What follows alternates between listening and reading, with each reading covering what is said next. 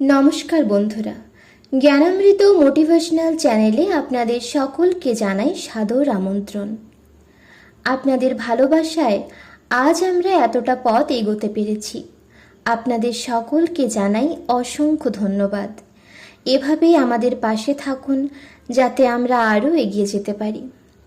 আজকে আমি আপনাদের কাছে একটু অন্য ধরনের ভিডিও নিয়ে হাজির হয়েছি। আজকের ভিডিওতে মা, ঠাকুর, স্বামীজি ও মায়ের কয়েকজন ভক্ত সন্তানের কিছু কথা ও দয়াময়ী মায়ের সঙ্গে তাদের কথোপকথন আপনাদের সামনে তুলে ধরব। ভিডিওটা শেষ পর্যন্ত দেখলে অনেক কিছু অজানা তথ্য জানতে পারবেন, যা আপনার আত্মিক ও আধ্যাত্মিক পথে উন্নতির সহায়ক হবে। তাহলে চলুন, আপনাদের মূল্যবান সময় নষ্ট না করে দয়াময়ী মা ও প্রেমময় ঠাকুরের শ্রীচরণে প্রণাম জানিয়ে ভিডিওটা শুরু করি। মায়েরই এক সন্তান ললিতবাবু মাকে প্রশ্ন করলেন, মা, কীরকম খাওয়া দাওয়া করা উচিত? কীরকম নিয়ম খাওয়া দাওয়ার ক্ষেত্রে পালন করা উচিত? মা সেই সন্তানের প্রশ্নের উত্তরে বললেন, আদ্যশ্রাদ্ধের অন্ন খেতে নেই। আদ্যশ্রাদ্ধের অন্ন গ্রহণ করলে ভক্তির বড় হানি হয়, বরং অন্য শ্রাদ্ধের অন্ন খাবে, তাও আদ্যশ্রাদ্ধের অন্ন একদম খাবে না। ঠাকুর আদ্যশ্রাদ্ধের অন্ন খেতে নিষেধ করতেন।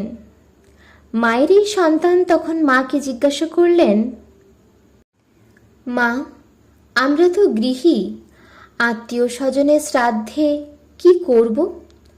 মা বললেন, নিজেদের লোকের শ্রাদ্ধে যাবে, কাজকর্ম দেখবে, খুব খাটবে, কেউ যেন কিছু মনে করতে না পারে, কিন্তু কোনো রকমভাবে সেই দিনটা এড়াতে চেষ্টা করবে।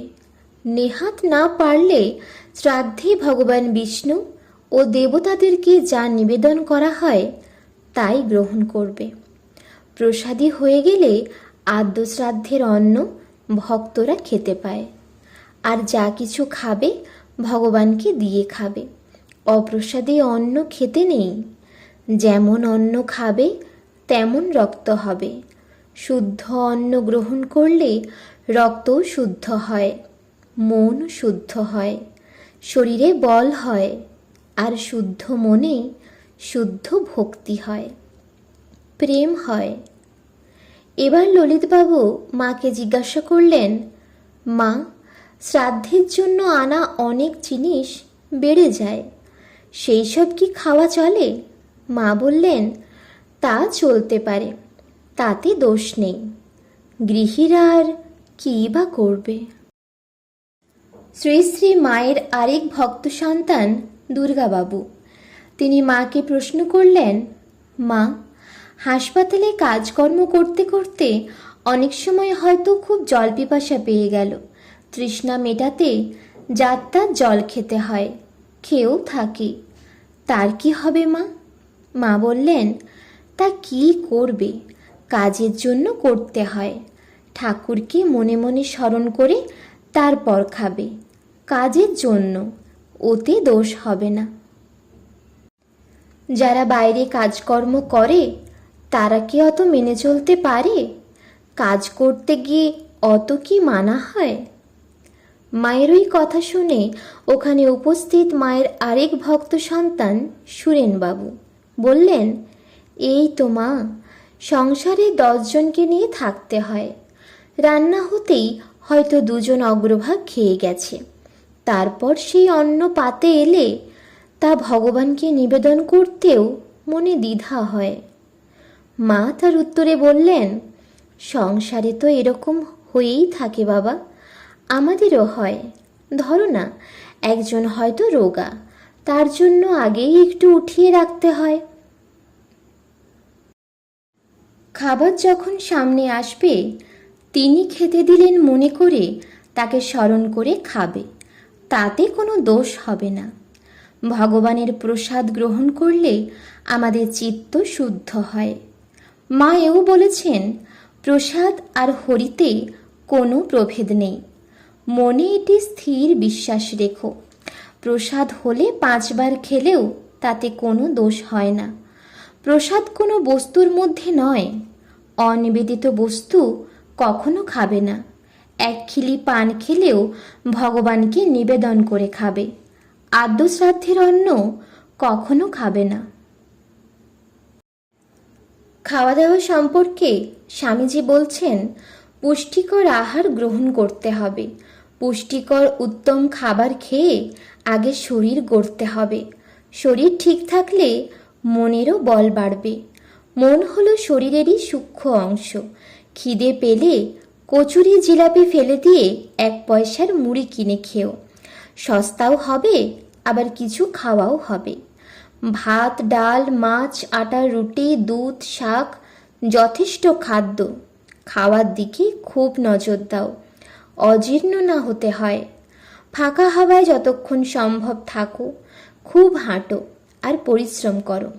স্বামীজি আরও বলেছেন, আহার সংযম না হলে চিত্ত সংযম অসম্ভব। অতি ভোজনের ফলে অর্থাৎ অতিরিক্ত বা বেশি খাওয়ার ফলে অনেক অনর্থ হয়। তাতে শরীর ও মন দুই জাহান্নামে যায়। ঠাকুরের মানসপুত্র স্বামী ব্রহ্মানন্দজি আহার সম্পর্কে বলছেন, ঠাকুর বলতেন, দিনের বেলায় বারুদ ঠাসা খা, রাতে কম খাবি। দিনের বেলায় পেট ভর্তি খেলে হজম হবে, রাতে কম করে খেলে শরীরটা বেশ হালকা থাকবে, সাধন ভজনে সুবিধা হবে। রাতে পেট ভর্তি খেলে আলস্য বাড়ে, আর আলস্য বাড়লে শুধুই ঘুমোতে ইচ্ছে করে। স্বামী ভূতেশানন্দজি মহারাজ আহারের অশুদ্ধি প্রসঙ্গে বলছেন, 3 রকমভাবে আহার অশুদ্ধ হয়। প্রথম হলো জাতি দোষ, অর্থাৎ ডিম, পেঁয়াজ, রসুন কিংবা অতিরিক্ত মশলা দিয়ে উগ্র রান্না করলে আহার অশুদ্ধ হয়। দ্বিতীয় হলো নিমিত্ত দোষ, অর্থাৎ চুল বা মাছি খাবারে পড়লে সেই খাবার অশুদ্ধ হয়ে যায়। আর তৃতীয় হলো স্পর্শ দোষ, অর্থাৎ কোনো অশুদ্ধ ব্যক্তি যদি খাবার স্পর্শ করে তাহলে সেই খাবার অশুদ্ধ হয়। বন্ধুরা, আজ থেকে মায়ের কথা মেনে আপনারাও যা খাবেন সবটাই ঈশ্বরকে মনে মনে নিবেদন করবেন, তারপর সেটা গ্রহণ করবেন। আশা করছি আজকের ভিডিওটা আপনাদের ভালো লেগেছে। যদি ভালো লেগে থাকে তাহলে অবশ্যই লাইক, কমেন্ট, শেয়ার করবেন। আর আপনি যদি এই চ্যানেলে নতুন হন তাহলে অবশ্যই চ্যানেলটিকে সাবস্ক্রাইব করে আমাদের পাশে থাকবেন। জয় ঠাকুর, জয় স্বামীজি, জয় মা।